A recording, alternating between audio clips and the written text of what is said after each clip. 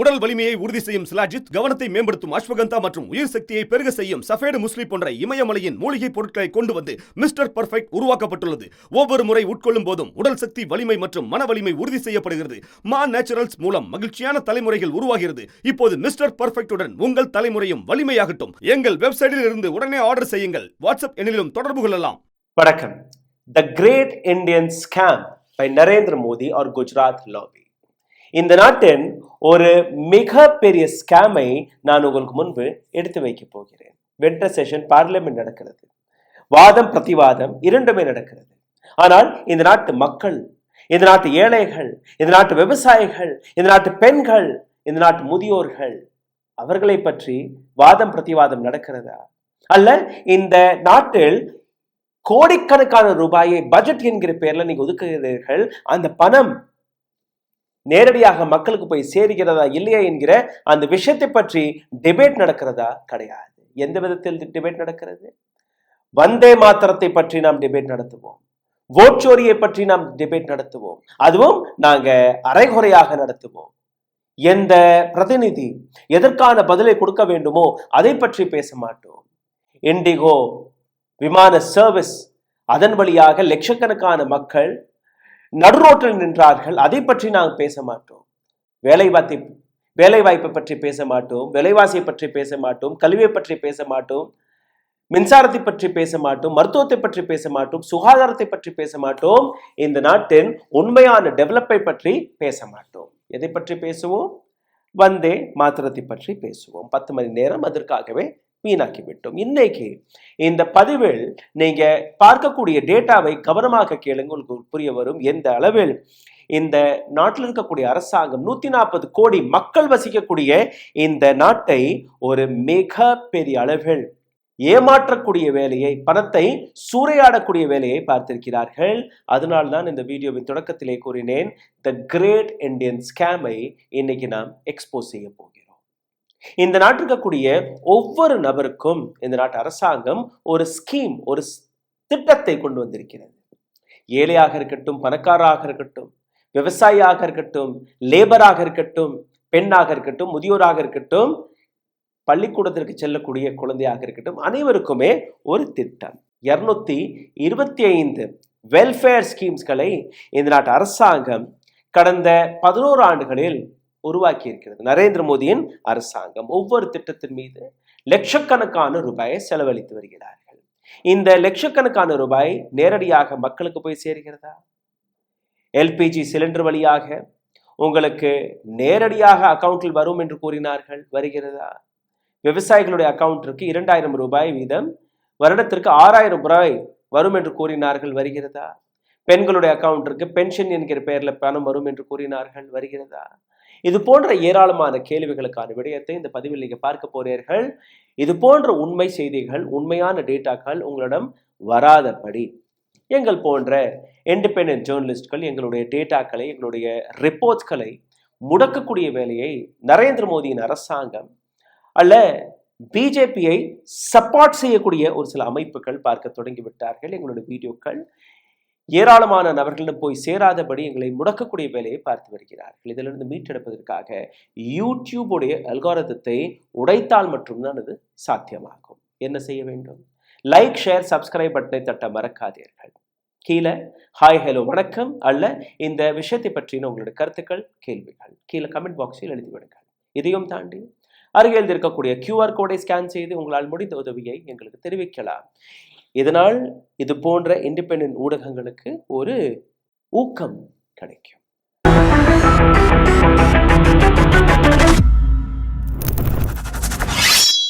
இந்த நாட்டில் ஏழைகள் ஜன்தன் யோஜனா என்கிற விஷயத்தை வைத்து, அதாவது ஏழைகளுக்கு ஒரு உங்கள்ட்ட வேலை இல்லையா, பரவாயில்லை, நாங்கள் அக்கௌண்ட்ல பணம் போடுவோம், ஜன்தன் அக்கௌண்ட், போய் அக்கௌண்ட்டை தொடங்க. அதே மாதிரி இந்த நாட்டில் இருக்கக்கூடிய வேலையில்லா பட்டதாரிகள், வேலையில்லா திண்டாட்டத்தை முறிப்பதற்காக முத்ரா யோஜனா, நீங்க பிசினஸ் மேன் ஆகுங்க, பக்கோடா கடையை வையுங்க, அதற்காக நாங்க முத்ரா யோஜனா. விவசாயிகளுக்காக விவசாயத்தில் பணம் வருதோ இல்லையோ பரவாயில்லை, நாங்க சம்மான் நிதி என்கிற பேர்ல உங்களுக்கு பணம் போடுவோம். அப்போ அதுக்கு ஒரு அக்கௌண்ட். லேபர்ஸ், தொழிலாளர்கள், விவசாய கூலிகள், அவர்களுக்காக மன்ரேகா என்கிற திட்டம், 100 நாள் திட்டம், அதுலயும் நாங்க பணத்தை போடுவோம். இது போன்ற ஏராளமான விஷயங்கள் இந்த நாட்டில் இருக்கக்கூடிய 6 லட்சம் கோடி ரூபாய் இதே போன்ற திட்டங்களுக்காக இந்த நாட்டு அரசாங்கம் வருடந்தோறும் ஒதுக்கி வருகிறது. இப்போ இந்த ஒட்டுமொத்த விஷயத்திற்கான ஒபிஷியல் பெனிஃபிஷரிஸ் யார்? நாட்டில் 140 கோடி மக்கள் வசிக்கிறார்கள். இந்த 140 கோடி மக்கள்ல இருந்து நேரடியாக ஜன் தன் யோஜனா என்கிற விஷயத்தில் மட்டுமே 57 கோடி அக்கவுண்ட்ஸ் ஓபன் ஆனது. 57 crore accounts has been opened in the name of Jan than account. சரியா? இந்த நம்பரை ஒரு பேப்பர் பேனாவை எடுத்து எழுதி கொள்ளுங்கள். சம்மான் நிதி என்கிற பெயர்ல 10 கோடி விவசாயிகள் அவர்களுக்கான அக்கவுண்ட்ஸ்கள் திறக்கப்பட்டது. மனரேகா 100 நாள் திட்டம், இந்தியாவில் ரெஜிஸ்டர் ஆன நபர்களுடைய எண்ணிக்கை 28 கோடி. இந்த 28 கோடி மக்கள்ல இருந்து 12 கோடி மக்களுக்கு நாங்கள் வேலை வாய்ப்பை கொடுத்து விடுகிறோம் என்று அரசாங்கமே கொடுக்கக்கூடிய டேட்டா. இப்ப நான் எடுத்து காட்டக்கூடிய ஒவ்வொரு விஷயமும் அரசாங்கத்துடைய டேட்டா தான், என்னுடைய டேட்டா கிடையாது. பார்லிமெண்டில் அரசாங்கம் கொடுக்கக்கூடிய டேட்டா, தன்னுடைய வெப்சைட் வழியாக அரசாங்கம் கொடுக்கக்கூடிய டேட்டாவை தான் நாங்க ஒரு ரிப்போர்ட்டாக உங்களுக்கு முன்பு எடுத்து வைக்கிறோம். இந்த நாட்டில் இருக்கக்கூடிய 50% பாப்புலேஷன், 50% மக்கள் தொகையிலிருந்து அனைவருக்குமே நாங்க ஒரு ஸ்கீமை கொண்டு வந்ததாக இவர்கள் கூறி வருகிறார்கள். இப்போ ஒரு மிகப்பெரிய உண்மை கேள்வி, இவ்வளோ பணத்தை கொடுக்கக்கூடிய அரசாங்கம் பணம் உண்மையிலேயே மக்களிடம் போய் சேர்கிறதா? சேர்ந்தால் எவ்வளவு சேர்கிறது? இந்த பணம் அரசாங்கத்திடமிருந்து எப்படி வருகிறது? அல்ல அரசாங்கத்துடைய டேட்டாவே போலியான டேட்டாவா, பொய்யான டேட்டாவா? இந்த நாட்டில் இருக்கக்கூடிய லட்சக்கணக்கான மக்கள் அரசாங்கத்துடைய இந்த டேட்டாவை நம்புகிறார்களா? அரசாங்கம் ஸ்கீம் மேல ஸ்கீம் லான்ச் செய்யும் போது மக்களுக்கு முன்பு ஒரு பிஆர் ஆக்டிவிட்டியை மட்டும் தான் செய்கிறதா, அல்ல உண்மையிலேயே இந்த பணம் மக்களிடம் போய் சேருகிறதா? சரி, அனைத்தையுமே நீங்க கேட்டு தெரிஞ்சுக்கிறீங்கன்னா, இந்த டேட்டாவை நான் படிக்கும் போது உங்களுடைய வாயிலிருந்து அடப்பாவி இதுதான் வரப்போகிறது, அடப்பாவிகளா, இந்த அளவில் நீ ஊழலை செய்திருக்கிறீர்களா, இந்த அளவில் நீங்க பொய்களை கட்டுக்கதைகளை எங்களுக்கு முன்பு எடுத்து வைக்கிறீர்களா என்கிற அந்த வார்த்தை தான் உங்களுடைய வாயிலிருந்து வரப்போகிறது. அதனால் மிக தெளிவாக இதற்கு மேல் இந்த வீடியோவை கேளுங்கள். ஜன் தன் யோஜனா, இந்த நாட்டில் 57 கோடியே 11 லட்சம் அக்கவுண்ட்ஸ்கள் திறக்கப்பட்டது. நேரடியாக உங்களோட அக்கவுண்ட்ல டைரக்ட் மணி டிரான்ஸ்பர் நாங்க செய்ய போகிறோம். ஓகே, ஆர்பிஐ இதை பற்றி ஒரு தகவலையும் கொடுத்திருக்கிறது. ஆனால் அதற்கு முன்பு இந்த வெப்சைட்டை நீங்களே பார்த்து விடுங்கள். அரசாங்கத்துடைய வெப்சைட், அரசாங்கத்துடைய டேட்டா, இதை முதலில் பாருங்கள். இதற்கு பின்பு இதற்கான உண்மையும் நான் உங்களுக்கு எடுத்து காட்டுகிறேன், பாருங்கள்.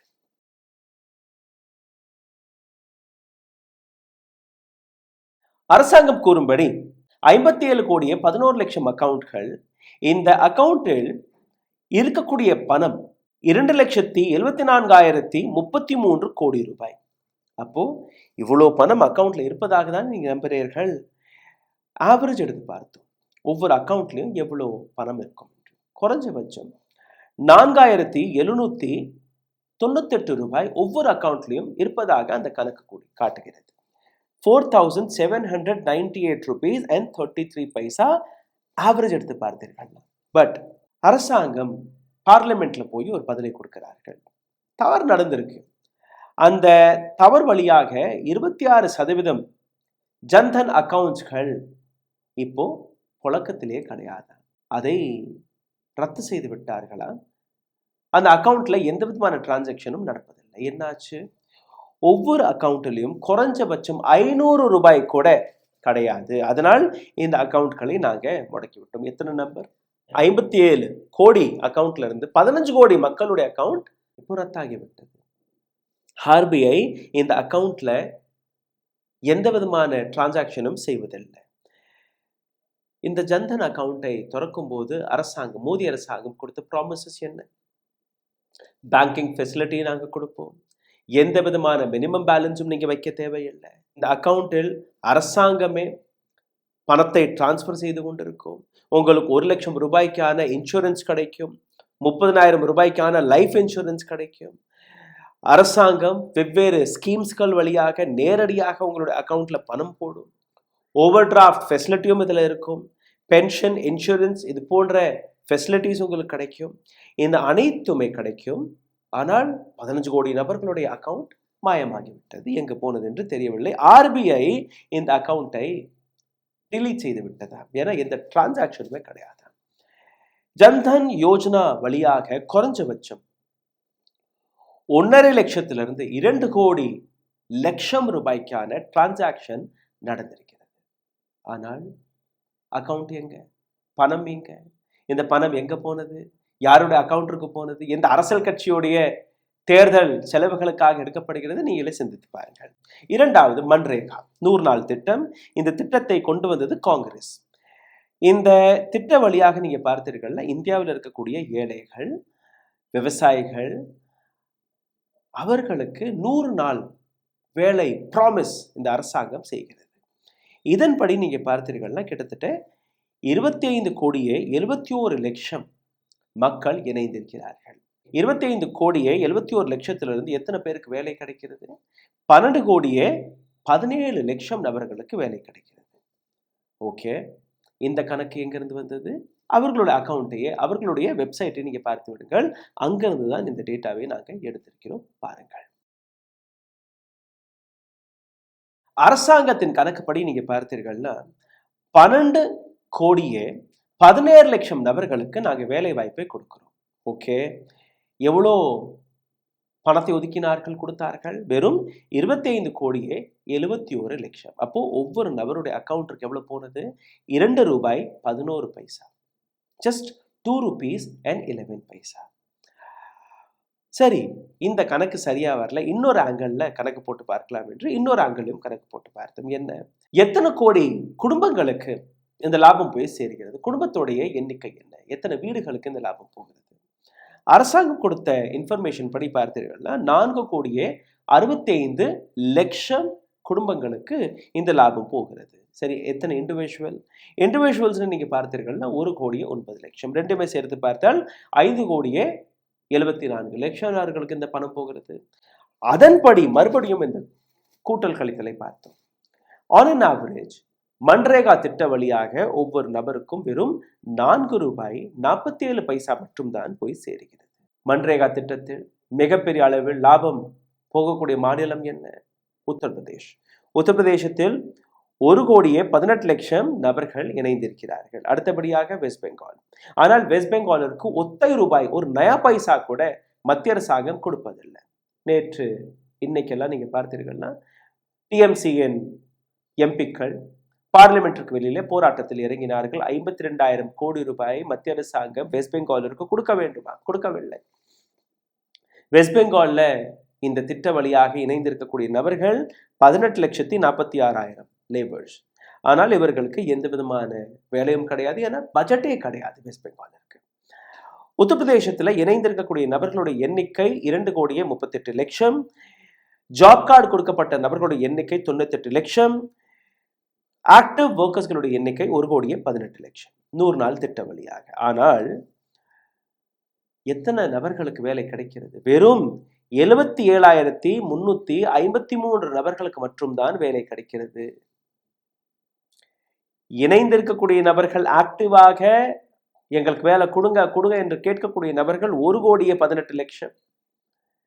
வேலை கிடைப்பது 1 லட்சம் நபர்களுக்கு கூட வேலை கிடைக்கவில்லை. வெறும் 77,353 நபர்களுக்கு தான் வேலை கிடைக்கிறது. கேட்டால் பட்ஜெட் கிடையாது. எங்க இருக்கு பட்ஜெட்? அப்போ இதுதான் அரசாங்கத்துடைய திட்டங்களா? உத்தரப்பிரதேசத்தில் நீங்க பார்த்தீர்கள்னா 2021-22 பார்த்தீர்கள்னா பட்ஜெட்ல 33 கோடி ரூபாய் ஒதுக்கினார்கள். 22-23 31 கோடி. அடுத்தடுத்து நீங்க பார்த்தீர்கள்னா 32, 31, 34 அவ்வளவுதான். இந்த பட்ஜெட்டை அவ்வளவுதான் ஒதுக்குறார்கள். போன வருடம் 26 கோடி, இந்த வருடம் 20 கோடி. அப்போ 33 கோடியிலிருந்து கொஞ்சம் கொஞ்சமாக பணம் குறைந்து கொண்டுதான் இருக்கிறது ஒழிய, அதே நேரத்தில் லேபர்ஸ், தொழிலாளர்கள், விவசாய கூலிகள், அவர்களுடைய எண்ணிக்கை அதிகரித்து கொண்டே இருக்கிறது. மத்திய பிரதேஷ், வெஸ்ட் பெங்கால், ஒரிசா, பீகார், குஜராத், மகாராஷ்டிரா, தமிழ்நாடு, இந்த அனைத்து இடங்களிலுமே இந்த ஸ்கீமை ஒதுக்குகிறார்கள். ஆனால் அதற்கான பட்ஜெட் கிடையாது. இந்த ஒட்டுமொத்த விஷயத்தில் இன்னொரு ஆங்கிளை பாருங்கள். வெஸ்ட் பெங்காலிற்காக கடைசியாக அவர்கள் கொடுத்த பட்ஜெட் கோவிட் காலகட்டத்தில் 2021-22ஆம் ஆண்டு வெறும் 2,07,00,000 ரூபாயை ஒதுக்கி கொடுத்தார்களாம் மன்ரேகா திட்டத்திற்காக. அங்க இருக்கக்கூடிய ரெஜிஸ்டர்ட் லேபர்ஸ் எத்தனை? 18 லட்சம் நபர்களுக்கு வெறும் 2,07,00,000. பார்லிமெண்ட்ல நேற்று நடந்த அந்த போராட்டத்தில் 52 கோடி ரூபாய் எங்களுக்கு வரணும், இதுவரை இந்த அரசாங்கம் எங்களுக்கு வரக்கூடிய அந்த பணத்தை கொடுக்கவில்லை என்கிற அந்த விஷயத்தை வைத்து பிளாக் கார்டுகளை ஏந்தி பார்லிமெண்ட்டுக்கு வெளியில ஒரு போராட்டமும் நடந்தது. ஆனால் இதை பற்றி எந்த கோதி மீடியாவும் ஒரு வார்த்தை கூட பேச மாட்டார்கள். அதை பற்றின ஒரு சிறிய வீடியோவை போடுகிறேன், பாருங்கள். Demanding payment of dues to Bengal on MGNRDs. The total amount comes to 52,000 crores. Narendra Modi জবাব দাও, বাংলার আবাস যোজনার টাকা কোথায় গেল? নরেন্দ্র মোদী জবাব দাও. மன்ரேகா திட்டத்தின் பெயர்ல 1,00,000 கோடி ரூபாயை ஒரு சில வருடங்களுக்கு முன்பு அரசாங்கம் அதற்கான பட்ஜெட்டை ஒதுக்கி வரும். இப்போ அதே பட்ஜெட் 68,000 கோடி ரூபாயாக சுருங்கிவிட்டது. இந்த நாட்டில் 7,55,00,000 நபர்கள் மன்ரேகா திட்டத்தில் 2020-21ஆம் ஆண்டு இணைந்தார்கள். இன்னைக்கு அரசாங்கம் கொடுக்கக்கூடிய பதில் இந்த எண்ணிக்கை வெறும் 4,70,00,000 குறைந்து விட்டது. அதாவது இந்த நாட்டில் ஏழைகளே மாயமாக தொடங்கிவிட்டார்களாம். இது மட்டுமல்ல, அடுத்த கேட்டகரி கேளுங்கள். அன்கிளைம்ட் மணி. நரேந்திர மோடி அவர்கள் 2 நாட்களுக்கு முன்பு ஹிந்துஸ்தான் டைம்ஸோடைய லீடர்ஷிப் ப்ரோக்ராமில் கலந்து கொண்டு பேசும்போது அவர் கொடுத்த ஒரு வித்தியாசமான பதிலை நான் உங்களுக்கு எடுத்து காட்டப் போகிறேன். அதையும் நீங்கள் கேட்க வேண்டும். We have been searching people. நாங்கள் மக்களை தேடிக்கொண்டிருக்கிறோம். எங்களுடைய வங்கிகளில் கோடிக்கணக்கான பணம் கொட்டி கிடக்கிறது. அன்கிளைம்டு பணம். யாருடைய பணம்னு யாருக்குமே தெரியலையா? அதனால நாங்கள் மக்களை ஃபோன் செய்து இமெயில் செய்து எல்லாம் கூவி கூப்பிட்டு கொண்டு இருக்கிறோம். இந்த மாதிரி உங்களோட பணம் எங்கே இருக்கு, வந்து எடுத்துக்கோங்க. என்ன பணம்? பேங்க்ல கிட்டத்தட்ட 78,000 கோடி ரூபாய் சும்மா கிடக்கு. யாருடைய பணம்னு யாருக்குமே தெரியாதான். இன்சூரன்ஸ் செக்டர்ல 14,000 கோடி ரூபாய் கிடக்காம். டிவிடெண்ட் என்கிற பெயர்ல 9,000 கோடி ரூபாய் கிடக்காம். அன்கிளைம்டு பணம். கிட்டத்தட்ட மியூச்சுவல் ஃபண்ட்லேயே 3,000 கோடி ரூபாய் கிடக்காம். அன்கிளைம்டு பணம். இந்த கணக்கை நீங்க பார்த்தீர்கள்னா பிரைம் மினிஸ்டர் மோடி கிட்டத்தட்ட 1,00,000 கோடி ரூபாய்க்கான கணக்கை கூறிவிட்டார். அப்போ அந்த 1,00,000 கோடி ரூபாய் அரசாங்கத்தின் வங்கிகளில் கடந்தால், அன்கிளைம்டு பணமாக கடந்தால், அப்போ இந்தியாவுடைய நிலை எங்கேயோ இருந்திருக்கணுமே. எப்படி அது இருக்கல? நான் கூறவில்லை. நரேந்திர மோடி அவர்கள் பேசுறதை நீங்களே கேளுங்கள். அன்கிளைம்டு பணத்தை பற்றி. देश के बैंकों में हमारे ही देश के नागरिकों का 78,000 करोड़ रुपया, 78,000 करोड़ रुपये अनक्लेम पड़ा है. हमारी सरकार अब उनको ढूंढ रही है देश भर में. अरे भाई बताओ, तुम्हारा तो पैसा नहीं था, तुम्हारे माँ बाप का तो नहीं था, कोई छोड़ के तो नहीं चला गया. हम जा रहे हैं. அடுத்த செக்மெண்ட் முத்ரா யோஜனா. மன்ரேகாவில் பணம் கிடையாது. ஜன்தன் யோஜனாவில் அக்கவுண்ட் க்ளோஸ் ஆகி கொண்டிருக்கிறது. இந்த நாட்டில் இருக்கக்கூடிய இளைஞர்கள் அவர்களுக்காக ஒரு முத்ரா யோஜனா என்று கொண்டு வந்தார்கள். பிஸ்னஸ் மேன், நீங்க பணத்தை வாங்கி எந்த விதமான கடையும் நீங்க திறந்து கொள்ளலாம், அதற்கப்புறம் நீங்க வேலை வாய்ப்பும் உருவாக்கி கொடுக்கலாம் என்று. இதுல நீங்க பார்த்தீர்கள்னா 53 கோடி அக்கவுண்ட்ஸ்கள் இதில் திறக்கப்பட்டது. 53 கோடி. 53 கோடி அக்கவுண்ட்ல கிட்டத்தட்ட 33 லட்சம் கோடி ரூபாயை டிரான்ஸ்பர் செய்திருக்கிறது அரசாங்கம்.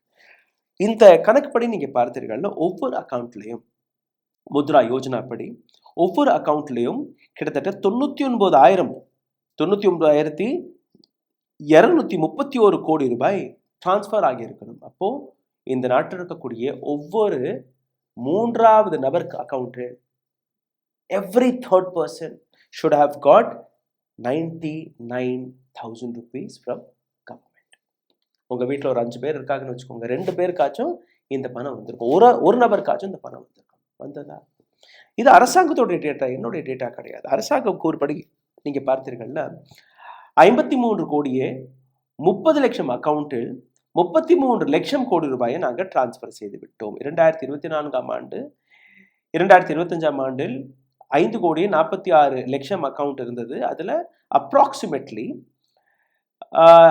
கணக்கு எடுத்து பார்க்கும்போது 99,231 ரூபாய் நாங்கள் போட்டிருக்கிறோம் என்று அரசாங்கம் தான் கூறுகிறது.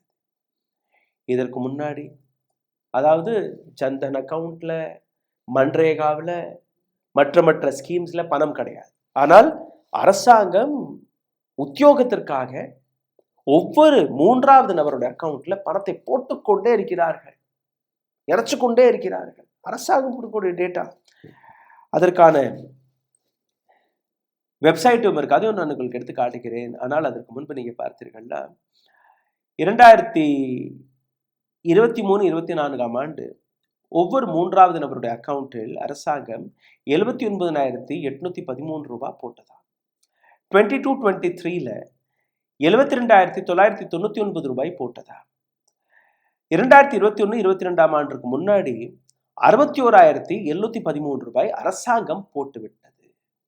ஒரு குடும்பத்தில் 6 பேர் இருந்தா 2 பேருக்கு அந்த அமௌண்ட் வந்திருக்கும். அரசாங்கம் கொடுக்கக்கூடிய டேட்டா இது. நம்பவில்லையா? நீங்களே அவர்களுடைய வெப்சைட்டை பார்த்து விடுங்கள், உங்களுக்கு புரியுமாறு பாருங்கள்.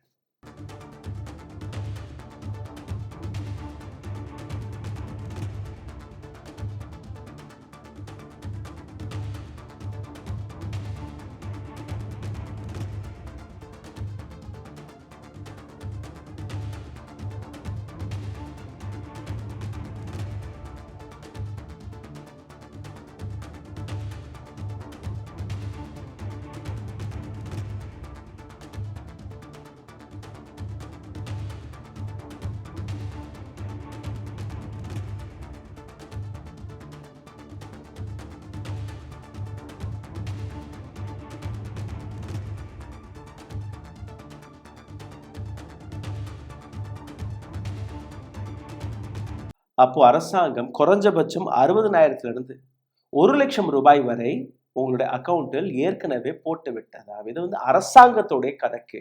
இப்போ டேட்டா உண்மையா பொய்யா என்று நீங்களே கீழே கமெண்ட் பாக்ஸில் எழுதுங்கள். அடுத்தபடியாக PM Kisan, prime ministers Kisan Samman Nidhi, ஒவ்வொரு 4 மாதத்தில் ஒரு முறை 2,000 ரூபாய் வீதம் வருடத்திற்கு 6,000 ரூபாயை இந்த நாட்டு ஏழை விவசாயிகளுடைய அக்கவுண்டில் போட போகிறோம் என்று கூறியிருந்தார்கள். அதற்காக அரசாங்கம் ஒதுக்கக்கூடிய பட்ஜெட் எவ்வளவு? 75,000 கோடி ரூபாய். இந்த 75,000 கோடி ரூபாய் நேரடியாக உங்களுடைய அக்கவுண்டிற்கு வருகிறதா? அதை அலசி பார்க்கும்போது 2018-19ஆம் ஆண்டு 3 கோடியே 16 லட்சம் விவசாயிகளுடைய அக்கவுண்டில் நாங்கள் பணத்தை போட்டோம் என்று கூறினார்கள். 2019-20ஆம் ஆண்டு இந்த 3 கோடி விவசாயிகள் அப்படியே 2.5 மடங்கு உயர்ந்து 8 கோடியே 20 லட்சமாக உயர்ந்து விட்டார்கள். 2021ஆம் ஆண்டு இன்னும் அதிகரித்து 9 கோடியே 84 லட்சமாக உயர்ந்தார்கள். 2021-22ஆம் ஆண்டு 10 கோடியே 41 லட்சமாக உயர்ந்தார்கள். வருடந்தோறும் 75,000 கோடி ரூபாய் இத்தனை விவசாயிகளோட அக்கவுண்டிற்கு கொடுத்து கொண்டிருந்தோம். திடீர்னு நீங்க பார்த்தீர்கள்னா 2023-24ஆம் ஆண்டு 10 கோடி விவசாயத்திலிருந்து அப்படியே டவுன் ஆகி 8 கோடியே 12 லட்சம் விவசாயிகளாக குறைகிறார்கள். அதற்கு ஒரு வருடம் முன்னாடி 8 கோடியே 57 லட்சம், அதாவது நேரடியாக 10 கோடியிலிருந்து 8.5 கோடி, அப்புறம் 8 கோடி விவசாயிகளாக குறைகிறார்கள். 2 கோடி விவசாயிகளை காணவில்லை. 2024-25ஆம் ஆண்டு திடீர் என்று காணாமல் போன அந்த 2 கோடி விவசாயிகள் மறுபடியும் வந்து விட்டார்கள். மறுபடியும் அந்த 2 கோடி விவசாயிகளை சேர்த்து 10 கோடி விவசாயிகள். தொடங்கிய போது 3 கோடி விவசாயிகள், இன்னைக்கு 10 கோடி விவசாயிகள். இந்த 10 கோடி விவசாயிகள் எங்கிருந்து வந்தார்கள், எப்படி வந்தார்கள், யாருக்கு பணம் போகிறது, எப்படி பணம் போகிறது, எந்த விதமான டேட்டாவும் சரியாக கிடையாது. உத்தரப்பிரதேசத்தில் 2 கோடியே 25 லட்சம் பெனிஃபிஷரிஸ் இருக்கிறார்கள். மகாராஷ்டிராவில் 91 லட்சம் பெனிஃபிஷரிஸ் இருக்கார்கள். பீகாரில் 75 லட்சம், மத்திய பிரதேசத்தில் 81 லட்சம், ராஜஸ்தானில் 70 லட்சம், குஜராத்தில் 50 லட்சம். ஆனால் இந்த விவசாயிகளுக்கு இந்த பணம் போய் சேர்கிறதா என்று நீங்க பார்த்தீர்கள்னா எந்த விதமான டேட்டாவும் கிடையாது. RBI-இடம் ஒரு டேட்டா இருக்கு, பேங்கிடம் ஒரு டேட்டா இருக்கு, அரசாங்கத்தோட டேட்டா வேறாக இருக்கு. எந்த பேங்க் அக்கௌண்ட்டில் அந்த பணம் போயிருக்கணுமோ அந்த அக்கௌண்ட்லயே நீங்க பார்த்தீர்கள்னா 15 கோடி அக்கௌண்ட்கள் டிலீட் ஆகி விட்டது, நீக்கி விட்டார்கள். அப்போ இந்த பணம் எங்க இருந்து வருது, எங்க போகுது? ஜன்தன் யோஜனாங்கிற பேர்ல 2,74,333 கோடி ரூபாய், முத்ரா யோஜனாங்கிற பேர்ல 33 லட்சம் கோடி ரூபாய், கிசான் சம்மான் நிதி என்கிற பேர்ல 75,000 கோடி ரூபாய், 3 லட்சம் கோடி ரூபாய் கடந்த 5 வருஷத்துல அதே முடிஞ்சிருச்சு. 1 லட்சம் கோடி ரூபாய் மன்ரேகாங்கிற பேர்ல. அப்போ இந்த அனைத்தையுமே நீங்க சேர்த்து பாருங்கள், அனைத்து நபர்களும் சேர்த்து பாருங்கள், கிட்டத்தட்ட 80 கோடி மக்கள் வெறும் கரீப் கல்யாண் யோஜனாங்கிற பேர்ல சேர்க்கப்பட்டிருக்கிறார்கள். வெறும் கரீப் கல்யாண் யோஜனாவில் 80 கோடி மக்கள். பிரைம் மினிஸ்டர் ஒவ்வொரு மேடையிலும் பேசக்கூடிய ஸ்கீம்ஸ், திட்டங்கள், இந்த திட்டங்களுக்காக ஒதுக்கப்படக்கூடிய பணம், எப்படி இந்த பணம் இந்த அளவில் இந்த பணத்திற்கான கணக்குகள் மாறுகிறது, எந்த அளவில் இந்த பணத்தை வைத்து அரசாங்கம் இந்த நாட்டை ஏமாற்றக்கூடிய வேலை பார்க்கிறார்கள். IMF கொடுத்த அந்த ரிப்போர்ட்டை நீங்க படித்திருப்பீர்கள். இந்தியாவிலிருந்து வெளிவரக்கூடிய ஒவ்வொரு டேட்டாவும் மேனிப்புலேட்டடான டேட்டா, அதை நம்பவே முடியாது என்று கூறிவிட்டார்கள். இந்தியாவிலிருந்து வரக்கூடிய டேட்டாவை அன்பிரடிக்டபிள் டேட்டா என்று கூறிவிட்டார்கள். அதாவது இந்தியா மீது யாருமே நம்பிக்கையை வைக்காதீர்கள், இந்தியாவுடைய டேட்டாவில் எந்த விதமான உண்மையும் கிடையாது என்று கூறும்போது, இதைத்தான் நீங்க கடந்த 11 ஆண்டுகளில் உருவாக்கி இருக்கிறீர்களா? இந்த நாட்டில் இருக்கக்கூடிய 1% மக்கள் கையில் 40% சொத்துக்கள் டிரான்ஸ்பர் ஆகிவிட்டது. 99% மக்கள் கையில் மீதம் இருக்கக்கூடிய 60% சொத்துக்கள் இருக்கு. அனைத்து செக்டருமே மொனோபோலியாக மாற்றிவிட்டார்கள். டெலிகாமாக இருக்கட்டும், டிரான்ஸ்போர்ட்டாக இருக்கட்டும், எஜுகேஷனாக இருக்கட்டும், மெடிக்கல் இன்ஃப்ராஸ்ட்ரக்சராக இருக்கட்டும், அல்ல ரோட் அண்ட் டிரான்ஸ்போர்ட்டாக இருக்கட்டும், அனைத்து துறையுமே இன்னைக்கு பிரைவேட் கையில் போய் சிக்கி சின்ன பின்னமாகி கொண்டிருக்கிறது. அவர்களுக்கு மட்டும்தான் லாபம், அரசாங்கத்திற்கோ மக்களுக்கோ அந்த லாபம் கிடையாது. கண் துடைப்பதற்காக இது போன்ற ஒரு டேட்டா, இது போன்ற டேட்டா வழியாக பட்ஜெட் ஒதுக்கப்படுகிறது. ஆனால் அந்த பட்ஜெட் மக்களிடம் போகிறதா இல்லையா என்று நீங்க கணக்கு போட்டு பார்த்தீர்கள்? நிச்சயமாக கிடையாது. அப்போ அந்த பணம் எங்கே? சிஸ்டம்ல தான் இருக்கு. சிஸ்டத்துல இருந்து பணத்தை எப்போ எடுக்கிறார்கள், எங்க எடுக்கிறார்கள், இதை பற்றி கேள்வியோ கவலையோ மக்களுக்கு கிடையாது. மக்கள் சிந்திக்கவும் மறுத்து வருகிறார்கள். சிந்திக்க தேவையில்லை. 1 GB டேட்டா இலவசமாக கிடைக்கிறது. அதை வைத்து ரீல்களை தட்டிக்கொண்டே போர்களாம். என்டர்டெயின்மெண்ட் கிடைக்கிறது. ஏதோ ராஷன்ல 5 கிலோ அரிசி, கோதுமை, பருப்பு இதெல்லாம் கொடுத்துடுறாங்க, போதும். இந்த மாதிரி ஸ்கீம்ஸ்கள் வழியாக 100 நாள் திட்டம், கிசான் சம்மான் நிதி, அதெல்லாம் கொஞ்சம் கொஞ்சமா வந்துடுது, போதும். மக்கள் அரசாங்கத்தை பார்த்து கேள்வி கேட்காத வரை இது போன்ற நபர்கள், இது போன்ற அரசாங்கங்கள் உங்களை ஏமாற்றி கொண்டே இருப்பார்கள். நீங்களும் ஏமாண்டு கொண்டே இருக்க போறீர்கள். சிந்தித்து பாருங்கள். இந்த வீடியோ உங்களுக்கு பிடித்திருந்தால் இதை பகிருங்கள். இந்த வீடியோவில் நான் எடுத்துக்காட்டக்கூடிய டேட்டாக்களை ஷேர் செய்யுங்கள். லைக், ஷேர், கமெண்ட் மறக்காமல் செய்யுங்கள். உங்களுடைய கருத்துக்கள், உங்களுடைய கமெண்ட்ஸ்களுக்கு நான் எதிர்பார்த்து கொள்வேன். என்னால் முடிந்த நபர்களுக்கு நான் பதிலும் கொடுக்க முயற்சி எடுப்பேன். அருகில் இருக்கக்கூடிய QR கோட், அதையும் நீங்க மறக்க தேவையில்லை. நன்றி, வணக்கம். ஊடகம் கார்ப்பரேட் அரசியல்வாதிகளின் கைப்பாவையாக, அடிமைகளாக இருந்தது போதும். இனி சாட்டை எடுத்து சுழற்றும் நேரம் வந்துவிட்டது. ஊடகம் பொதுமக்களாகிய உங்களுக்காக, உங்களாலேயே இயக்கப்பட வேண்டும். ஊடக சுதந்திரத்திற்காக உங்களின் பங்களிப்பை இன்றே அளித்திடுங்கள்.